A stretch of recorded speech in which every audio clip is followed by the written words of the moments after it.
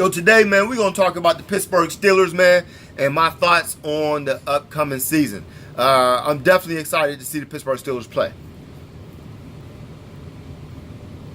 Thought I heard something. I do want to say, man, the NBA Finals game is tonight, and I wish that I could actually speak on that, but I can't because I don't know what I'm talking about, and I like to be right. So until I get a real good read on what's going on, I'm not gonna be out there saying shit that I really don't know. I'm an opinionated person. I'm wrong a lot, but I like to be right. So with KD not playing, I don't want to bet against Steph.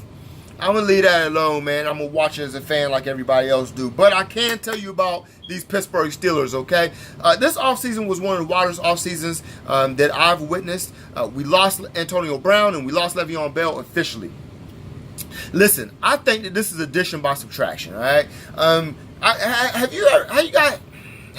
can I say this? Have you ever seen or gone through a situation where you had a breakup with a girl, or you had a breakup with a man, you're in a relationship, you had a breakup, and throughout the breakup, like immediately after, you found out things about your partner, or your partner went and hooked up with your homie, or they're in an immediate relationship, whatever the case, but you found out something about your partner that like really just gave you that stamp of approval, like, oh, thank God, man, thank God they're out of my life. Thank God they're out of my life. I knew they wasn't shit, and now I know. Thank God they're out of my life. That's Antonio Brown. That's Antonio Brown right there. While leaving, man, we seen him shit and just drag through the mud the entire organization. He has a black coach that's trying to make it in this racist league, and that didn't matter. He shitted on Tomlin and made Tomlin's job worse and made Tomlin look terrible. I mean, in all my time watching football, the NFL, I should say, I really can't think of a guy that is on Antonio Brown's level of selfishness, man. I mean, I could look at Terrell Owens, but I think Terrell Owens wanted to win more than this dude. See, the thing about Antonio Brown that I realized, right, and both Antonio and Le'Veon, the fact that we had both of them dudes and we never even sniffed a Super Bowl, that really, you really got to take a step back and say, wow, how? Like, how? But now, when you see how obsessed they are about their money, and I'm all cool with that. I love the businessman and the business aspect of it. But LeBron James is a businessman.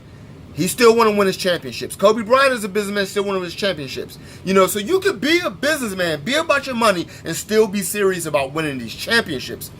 When I look at Antonio Brown, I don't see a guy that is serious about winning championships. The proof is this. When he did demand a trade, New England wasn't on the list. Green Bay wasn't on the list. New Orleans wasn't on the list. The Indianapolis Colts wasn't on the list. I mean, he's talking about San Francisco. He's talking about Oakland. So basically, he just want to go to whoever's going to pay him that money. The money. See, Antonio's about money and stats. Let me talk to you about the Dallas Cowboys, right? The Dallas Cowboys, when they had Michael Irvin, Emmitt Smith, and Troy Aikman, that was a contentious-ass locker room. That was a locker room with a lot of off-the-field problems. That was a locker room with divas at the wide receiver position like Michael Irvin. But the biggest difference is they wanted to win. See, Michael Irvin was down there catching 5 balls a game. He wasn't putting up Antonio Brown numbers, catching 13 passes for 200 yards. Antonio Brown, against New Orleans, I think he had like 15 grabs for almost 200 yards. And that week he quit. He quit on the team that week. You just got 15 catches. What else do you want? Michael Irvin down there catching 5 balls a game, 6 balls a game. Never complained one time about Emmitt Smith getting the ball too much. Emmitt Smith never complained about Troy Aikman passing the ball to Michael Irvin, because they wanted to win, man. They wanted to win, and they built good relationships amongst each other. To this day, they're all still good friends. Antonio Brown, what I noticed is he don't have one friend in the locker room. So what does that tell you, man? He don't got one friend in the locker room. Not one person sticking up for him. And the fact that he would trash the entire organization, that shows you that he don't have no friends in the locker room. The fact that Juju Smith-Schuster got team MVP in his first Pro Bowl season, the week after fumbling our season away, tells you that Antonio Brown had no friends in that locker room, all right? And I hear a lot of fans say stuff like, oh, y'all turn on y'all fans. Y'all was loving Antonio Brown. Y'all turn on y'all fans. Y'all turn on y'all players. Yes, we do. It's only intelligent. When you notice that a player is no longer playing for your team goals, in fact, he's playing directly against the team goals, and he quit on the team, it's time to stop liking him.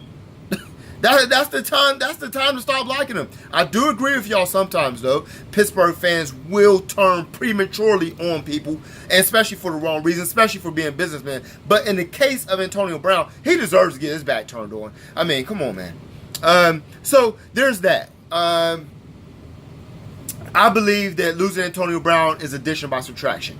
Then we got Big Ben. I believe that Big Ben is going to be out looking for revenge. I mean, for the first time since the second sexual assault case, where he went out and got married and became a family man because his back is against the wall, I believe that's where he's at right now. His back is against the wall. He has no choice but to improve his leadership skills. He got no choice but to come out swinging, and I believe that he will. I believe he'll have a great season. I think the Steelers are going to go 12-4 this year. I think we're going to surprise a whole lot of people. We got Juju Smith-Schuster, man. He's a stone cold baller, man. He's legendary to me already. He reminds me a lot of Larry Fitzgerald. It reminds me a lot of Hines Ward, in between Hines Ward and Larry Fitzgerald. From the simple fact that, he didn't time out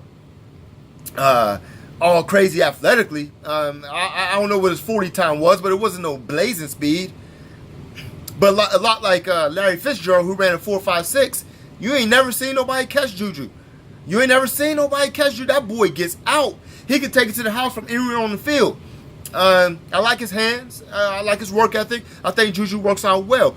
But we've also added things that the national media just they're ignoring it. And this always happens with the Steelers. You're going to see somewhere in the middle of the year, towards the end of the year, they're going to jump on. You're going to turn on TV, see Shannon Sharp, and all of a sudden he's going to want to talk about Dante Moncrief and James Washington and all these other guys. That's exactly what they always do with the Steelers.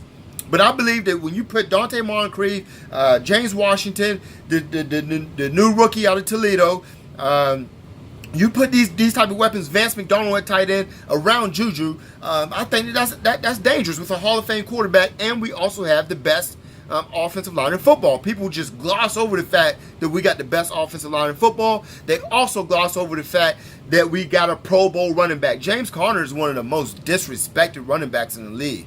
Just because he's not Le'Veon Bell, people act like he's a piece of trash. The guy just went to the Pro Bowl, scored 13 touchdowns, had 1,300 yards rushing. I like James Conner. He got to stay healthy, and he can't be fumbling the ball. That's the thing. Now he can't be fumbling the ball. The defense, man, we brought in Devin Bush. This is the type of linebacker that will help us shore up the middle of the field. I like our corners. I even like Justin Lane that we drafted, so I feel good about the corner situation, our secondary. And the safety, man, the safety, man, I'm forgetting his name. I'm drawing a blank. First round pick last year out of Virginia Tech. I expect for him to take a big jump and be a great player. And I want to put on record. That the Steelers is going to have a top 5 defense this year. Top 5 defense this year. I told y'all in the last 2 years we have a top 8 defense in the last 2 years, and guess what? We had the number 8, and last year we had the number 7. The defense is not as bad as people is saying it is. The defense gives up untimely points. That's what they do. All right, but they're not as bad as people say they are. All right, this is a good defense, and it's going to get a lot better with the additions that we brought in the offseason. 12-4, if healthy. 12-4, if healthy.